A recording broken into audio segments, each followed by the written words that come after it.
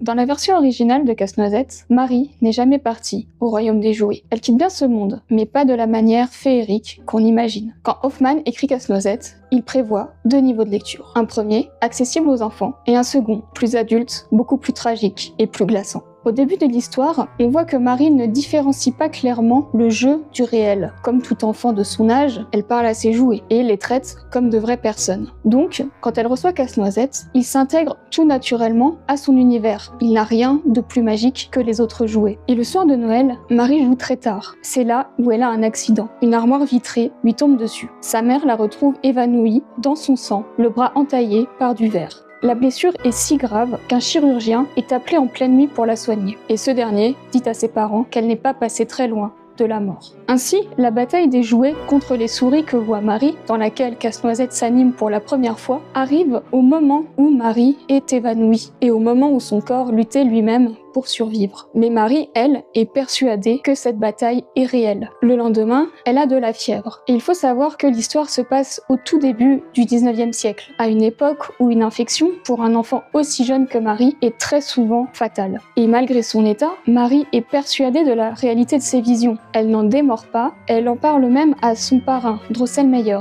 qui est le créateur de Casse-Noisette. Ce dernier, sans doute pour essayer de la calmer, lui raconte un conte qui serait la véritable histoire de Casse-Noisette et de sa malédiction. Malheureusement, cette histoire ne va pas du tout apaiser Marie. Au contraire, cela va davantage nourrir ses visions. Donc, peu à peu, son état psychologique se dégrade. Elle voit Casse-Noisette lui parler en rêve et se met à croire qu'il est le neveu de Drosselmeyer. Et alors qu'elle lui en parle, Drosselmeyer devient distant et lui dit qu'elle raconte des bêtises. Il ne semble donc pas avoir de neveu. Plus tard, le texte nous dit que Marie va mieux. Pourtant, ses visions continuent à empirer. Elle dort mal, elle se sent persécutée par les souris. Ses parents n'arrivent pas du tout à trouver une solution pour l'aider. Puis, à force de ne pas être crue, elle se mure dans le silence. À partir de là, 2 interprétations sont possibles. Soit Marie est en train de sombrer dans la folie, soit une infection silencieuse continue de l'affaiblir malgré qu'elle est cicatrisée. Et un jour, alors que son parrain Drosselmeyer répare une horloge, elle s'effondre de nouveau et perd connaissance. À son réveil, elle voit Drosselmeyer qui tient la main d'un jeune garçon, son neveu, le Casse-Noisette, qu'elle a vu dans ses rêves. Mais tout dans cette scène est étrange. Personne ne connaissait l'existence du neveu de Drosselmeyer.